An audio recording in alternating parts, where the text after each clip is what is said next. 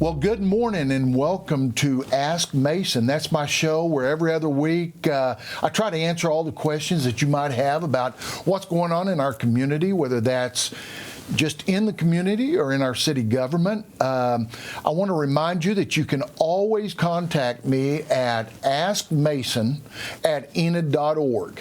Leave me those questions. I'll do my best to always answer that. I'll never use your name, so you don't have to worry about being embarrassed about it. But if I can't answer the question, I'll try to find someone that can. I'm very fortunate this morning, very happy that I've got Courtney Dennis with us. Courtney is about to be our Ward 6 Commissioner. Yes, sir. I believe your official date to start is May the 5th. Is that right? Yes. I'm excited. I'm excited to be a part of it. So. Yeah, it's going to be exciting, isn't Absolutely. it? I mean, I'm real excited about it. As it turned out, you didn't even have to campaign, did you? Man, that was the easiest political race that's ever happened. So, yes, I'm fortunate to have had no one file against me, but I am very much looking forward to being in the seat and representing Ward 6 for Enid. Oh, that'd be great. That's a great ward. You know, that's the seat I used to have. That's right. Years ago. That's right. So maybe you can give me all the tips. Oh, I don't know about any tips, but there are just a lot of good folks up in that area. There are some great folks. And very fortunate. I think people that are really concerned about our community, I agree. and I think they can really help you out. Absolutely. And bring a lot of good stuff to you. So, but before we start talking about city stuff that we like to talk about, let's back up just a little bit. Okay. I started thinking when I was preparing for this, you and I have got to know each other over my last 2 years as being mayor. Yes. But it's because we started showing up at all the same events. That's right. And but I really didn't know you. I don't know the whole background or anything like that. So are you native to Enid? I know I'm not. Sure. I am not native to Enid. I, to be honest, grew up all over the world. I was born in Colorado, lived in New York City, Singapore, Dallas. So I've really been all over the world. I was very fortunate because of my father's profession. So very fortunate to have a lot of experiences, be able to deal with lots of different kind of people, and came to Enid in 2006. So, oh my gosh, 18 years ago. Now that I think about it, and I came to attend Northwestern in Enid. Okay. I received my bachelor's in psychology through Northwestern, and the incredible people at Northwestern that were able to give me an excellent education. Yeah. I'm so glad to have kept that here in Enid. Yes. I really found a community, because I've always grown up in bigger cities, have never had the sense of community that we have in Enid, and that really drew me here and kept me here. Talking about moving all over the world and being a lot of different places, do you feel like that helps make the world smaller for you? Yes, definitely. And I can see how so many, especially when we're talking about government, some of the things that those cities have maybe done right or wrong would be helpful to implement here and to have that knowledge. So, but it really does make the world smaller. It's incredible how many people I've met. Even I have a friend from Singapore right now that lives in Oklahoma City. So, you know, it's a small world, and all roads lead back to Enid and Oklahoma. Enid, Oklahoma. That's right. Or Enid, America. Yes, Enid, America. That's right. So, I know you are very involved in a lot of other organizations. Yes, sir. And tell me some of those. I know United Way, I think you get really involved in that. Yes, I'm involved with United Way because of my position as CEO of the YWCA here in Enid. I'm involved in Rotary Club, Junior Welfare League, Leadership Greater Enid. Currently, I'm a member of Class 37 of Leadership Oklahoma, which has been an incredible experience. The Gaslight Theater, it goes on and on. PEO. I'm very community-minded. I very much want to be invested in where I live and get to know the people that are in this community. I am not home a whole lot. So thankfully, my sweet husband, Riley Dennis, he is the owner of Dennis Plumbing and Heat and Air. So he works just as much as I do, is just as involved. So thankfully, I have a good a partner that understands my passion for the community and being. You're also, where I first started seeing you was out on base. Yes. You're one of the honorary commanders. Yes, I've been very fortunate. That has been a very eye-opening, impactful experience to be a part of it. I have never been exposed to the military or the Air Force in any sort of way, so that has been powerful. I've been grateful to be involved the last 3 years as an honorary commander and get to understand what's going on, the important work at Vance Air Force Base. So. It took me about a year going out there on a regular basis, but all of a sudden you realize Vance is just a place. Yes. It's the people. It's the people that you meet, Incredible and what people. amazing people that Amazing you meet people. that are just like me in a lot of ways and so different than me in some ways. Yes. And Melanie and I talk about that all the time. They always thank us for going out to different events. I know they do you too. Sure. At the end of the day, though, I get more out of it, I think, than they do. 100%. I almost feel like, please don't thank me. Thank you for having us, for serving our country in this way. Vance does some incredible things and really contributes to this community in a way that I think a lot don't understand. So I'm looking forward to working closer with the base as we move forward through the City Commission. Yeah. Oh, we'll give you a chance, I promise you. Good. I hope so. So currently, you mentioned just a while ago, you are the executive director of the YWCA right now. Yes, sir. Talk just a little bit about that. I know what it is. But if I had to stand up here and start trying to explain all the things that y'all do, I don't think I could really do that. Sure. So talk a little bit first about the mission, what it is that you do for the community and the surrounding community. So the most important thing we do for this community is to provide help and hope to victims of domestic violence, sexual assault, and stalking throughout Garfield County, Blaine County, Major County, Grant County, and Kingfisher County. So that's very broad. We have a large service area. We serve between 3,000 to 5,000 individuals each year with emergency shelter, counseling that's actually free to the community, clothing closet, sexual assault forensic exams on site, in which we partnered with our hospitals and child advocacy centers. So we provide some vital services to the community. We're the only agency in Enid offering victim services. All of our services are free. We have a 24/7 crisis hotline. If anybody that is watching this, if you know somebody that's involved in potentially a domestic violence relationship, please contact us. Our crisis hotline is 580-234-7644. We're open 24/7. There's always an advocate available to visit with you.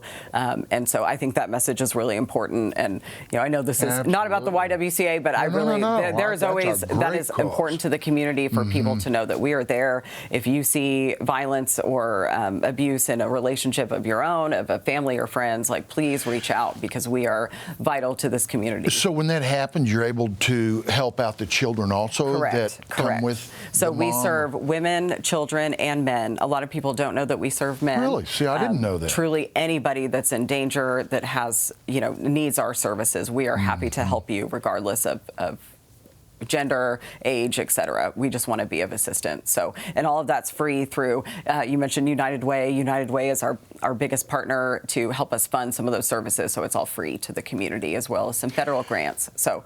I started to say, how do you, obviously just through the United Way is not enough to run it all year long. Bless them. They are significant to our budget, but we definitely rely heavily on federal grants, local grants, fundraising through the community, just partnerships throughout the community to make sure that everybody in Enid is being served that may have that situation going on, as well as in Northwest Oklahoma. I tell you, people just don't know how difficult situations can be when you've lost everything. 100%. And 100%. you literally don't have a place to go. 100%. And I hope to bring a voice to not only Ward 6, but those individuals in our community that maybe I see and other individuals on the commission don't. And I hope to give a voice to those that don't have one throughout my work, even on the commission. Absolutely. So we have about 17 staff, a budget upwards of $1 million. So I have, my role as CEO is to do the administrative, staffing, HR, financials, fundraising,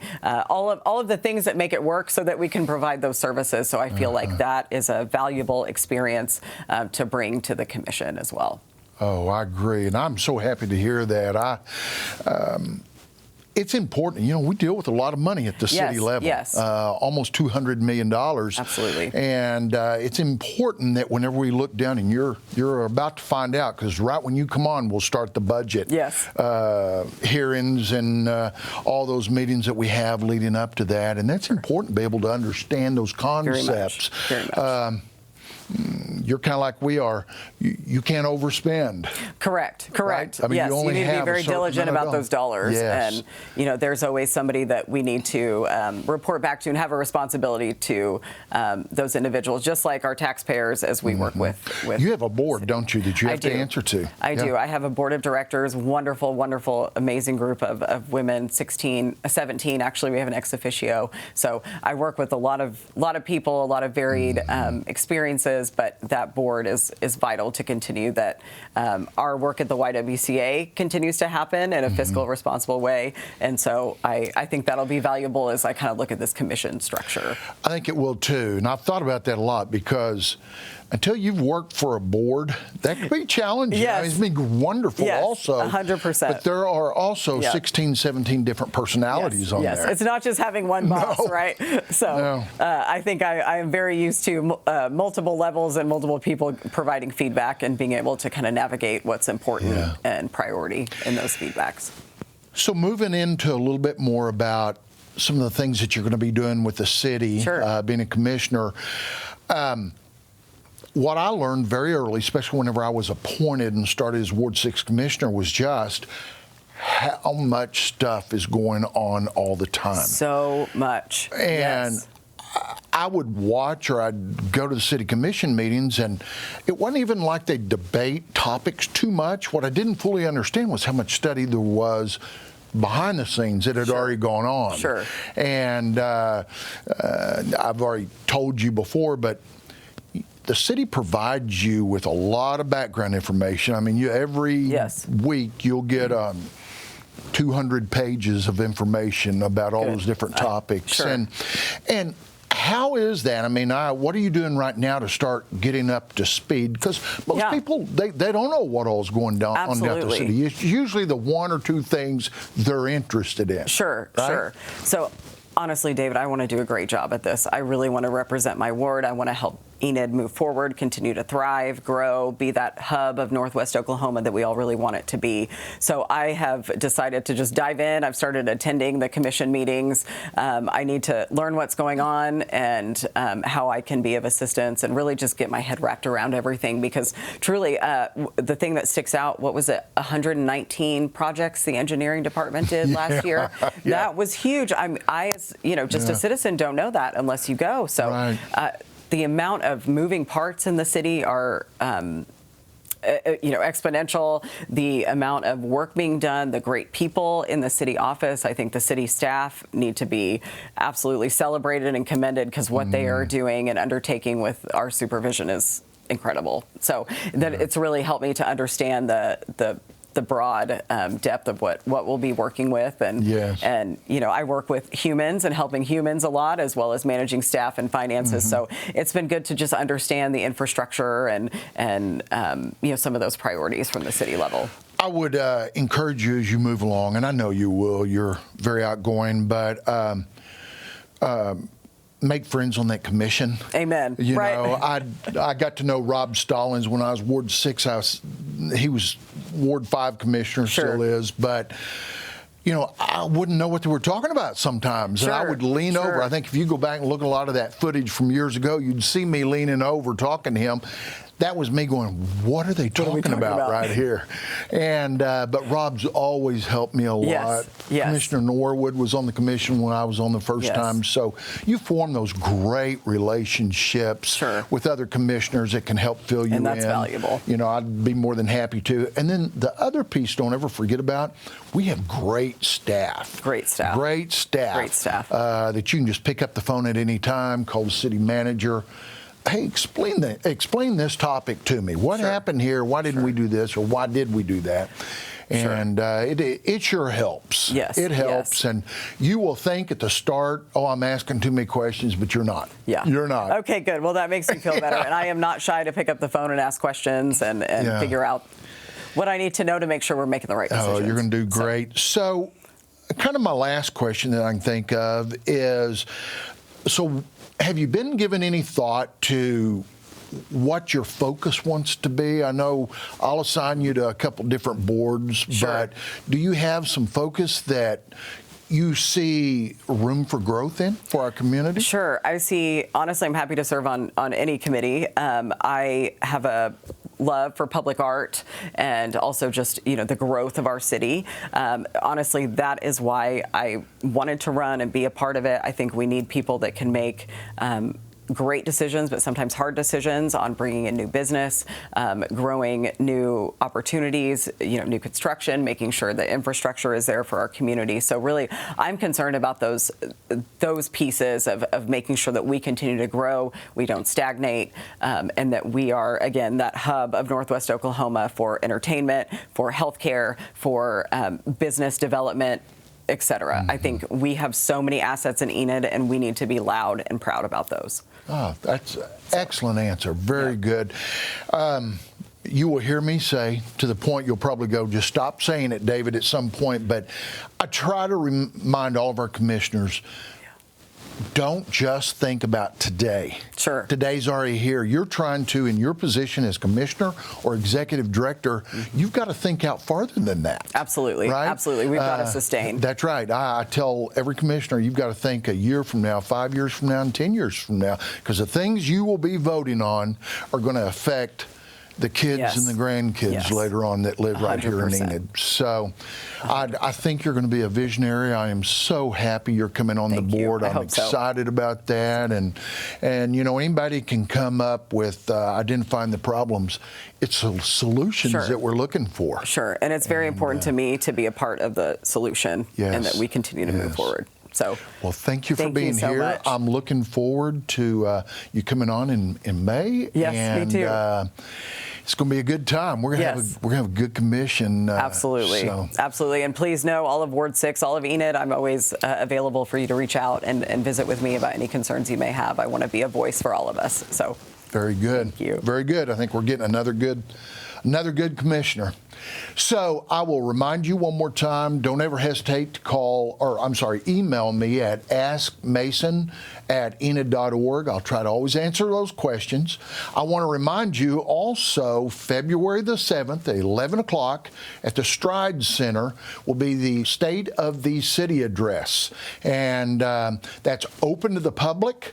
There's going to be quite a few people there. I would encourage you to go online and reserve a seat. Make sure you can get in there. We just want to make sure we have enough food, enough space for everybody. But I encourage you to come. If you're a business owner, bring your employees so that they can see what all's going on in our community. And not only that, we're going to feed you. It won't cost you one dime to show up. And so February the 7th, 11:30, Stride Bank Center. So thank you so much, and I'll talk to you in just a couple weeks. Bye.